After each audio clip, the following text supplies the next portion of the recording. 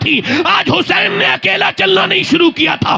علی کی شجاعت آج حسین کے ہاتھوں میں نظر آ رہی تھی۔ حسین اکیلا نہیں تھا، وہ حق و صداقت کا علمبردار بن کے نکلا۔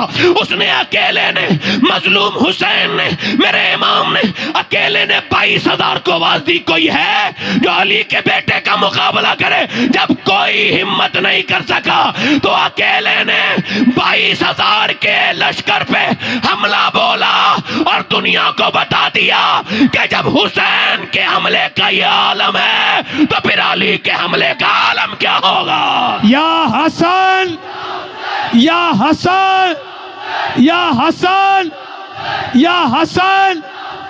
تلوار چلتی رہی، یزیدی کٹتے رہے، مگر بزدل ہوتے ہیں۔ شمر نے کہا یہ ایسے تلواروں سے نہیں جیت سکتے۔ 22,000 کہہ رہے کہ مارو ایک تیر، مارو تیر، اب تیروں کی بارش۔ توجہ چاہتا ہوں، جو غیرت مند بھائی بیٹھا ہو اس سے ہاتھ جوڑ کے توجہ ہے میری، جو بھائی بیٹھا ہو، جو شوہر بیٹھا ہو، جو ماں کا بیٹا بیٹھا ہو، وہ اس کو غور کرنا۔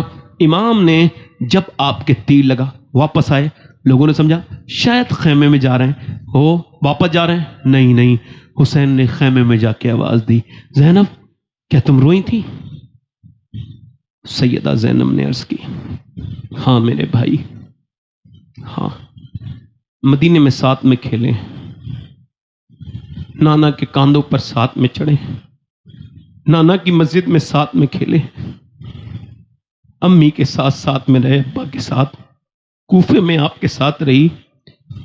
میرے بھائی میں آپ کے ساتھ تھی، میرے بچے شہید ہوئے، میں ضبط کرتی رہی، مگر جب میرے بھائی تیرے سینے میں تیر لگا تو میں بہن ہوں، برداشت نہ کر پائی، آواز میری نکل گئی، ہائے میں ان لوگوں سے کہہ دیتا جن کی بچیاں شادیوں میں ناچ رہی ہیں، میں ان بیٹیوں سے کہہ دیتا جن کی بچیوں کو آج برقع اوڑھنے میں تکلیف ہوتی ہے، میں کربلا کا یہ پیغام اپنی ان بہنوں کو بتا دیتا جنہوں نے اس حسینیت کے پیغام کو بھلا دیا ہے۔ اللہ اکبر۔ حسین نے فرمایا ٹھیک ہے زینب، مگر سنو میں اپنا گھر بچانے نہیں آیا ہوں، شریعت بچانے آیا ہوں۔ نانا کی حدیث ہے کہ عورت کی آواز بھی عورت ہے، تم کو آواز سے نہیں رونا ہے، ابھی تو صرف تیر لگائے، ابھی لاشوں پر گھوڑے بھی۔ میری ماں کی تو نہ، میری ماں نے پالا ہے تجھ کو، خاتون جنت نے تجھ کو اپنا عزم، استقلال اور حوصلے سے کام لینا ہے۔ سیدہ زینب نے دیکھا کہ پھر امام گئے اور جا کر کے پھر ادھر سے تیر 113 امام کے تقریباً زخم آئے اور چھدا آپ کا پورا جسم، اور امام کے تیر دور سے مارے گئے۔ وہ امام علی مقام جب گھوڑے سے نیچے تشریف لا رہے تھے، تاب نہ لا سکے، زخموں کی نیچے تشریف لے کر کے آ رہے تھے، اور جیسے ہی آپ زمین کے قریب آئے تو رابی کہتا ہے امام حسین کی ہونٹ ہل رہے تھے۔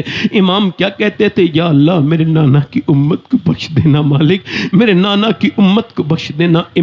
پھر امام کی گردن کاٹ دی گئی، اور اب میں اپنے بے نمازی بھائیوں سے ہاتھ جوڑ کے اس طرف توجہ چاہتا ہوں، ادھر حسین کی گردن کاٹی گئی، خیمے جلا دیے گئے، اور خیمے جلانے کے بعد سیدہ زینب نے دیکھا کہ سورج ڈوب رہا ہے، مگر ان کے خیمے جلا دیے گئے۔ کہا دیکھو بیویوں، چلو نماز کی نیت کرو، نماز کی نیت کرو، پانی نہیں ہے چلو تیمم کر لیں، تیمم۔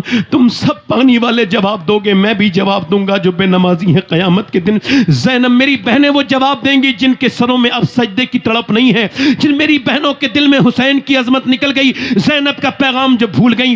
امام کی بہن نے کہا جلدی سے، تو پھر امام کی بیٹیاں بھی نماز پڑھ رہی ہیں، وہ پردے میں ہے، پردے والیاں، اللہ اکبر، وہ نبی کی شہزادیاں آج سجدے میں ہیں، ادھر آسمان پہ فرشتے اعداد اور آفرین دے رہے ہیں۔ یہ کون نماز پڑھ رہا ہے؟ یہ کون عورتیں ہیں جنہوں نے ایسے بھی نماز پڑھ کے دنیا کو دکھائی ہے؟ ادھر بھائی کا سر نیزے پر ہے، ادھر بہن نماز پڑھ رہی ہے، شوہر کا سر نیزے پر ہے۔ ایک ہاتھ کاٹ کے گھر میں ڈال دو کسی بھائی کا، بچے کا، عورتوں کے حال خراب ہو جائیں گے۔ یہاں تو لاشوں کے ڈھیر پڑے ہیں، مگر پھر بھی نمازیں اگر ان کی قضا نہیں ہو سکتی تو تم کیسے حسینی ہو، میں کیسا حسینی؟ امام کی بہن کے سر سے جب چادر چھین لی گئی تو انہوں نے پھر نانا کی طرف کو منہ کیا، اور اور کہا اے میرے نانا میں وہی زینب ہوں جو آپ کے مدینے میں کھیلی، آپ کی نواسی ہوں میں نے اپنی امی سے وعدہ کیا تھا کہ سر کٹ جائے گا مگر سر پہ سے چادر نہ ہٹے گی، مگر اب چادر جب کہ چھین لی گئی تو نانا میرے پاس سوائے بالوں کے میں نے اپنے بالوں سے اپنا پردہ کیا۔ پھر مولا علی کی طرف کو دیکھا، نجف اشرف کی طرف، اور ان کے مزار کی طرف منہ کر کے کہا میرے ابا میں وہی ہوں جب کربلا میں کوفے میں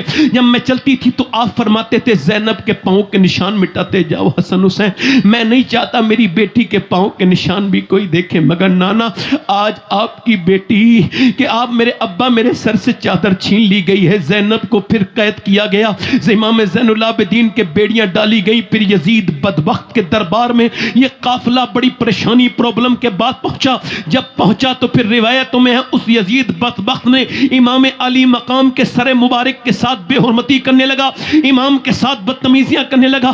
اللہ اس یزید کی حمایت کرنے والوں، اس بدبخت کی حمایت کرنے والوں، اس نے یہ بکواس کی، دیکھ حسین ہم نے تیرا کیا حال کیا، یا دیکھ تیری عزت ختم ہو گئی، اس طرح کے مفہوم اس نے الفاظ میں کہے، دیکھ حسین ہمارے دشمنوں کا یہی حال ہوتا ہے، ہم نے یہ کر دیا۔ جب وہ بدتمیزی کرنے لگا تو پھر زینب کو جلال آ گیا اور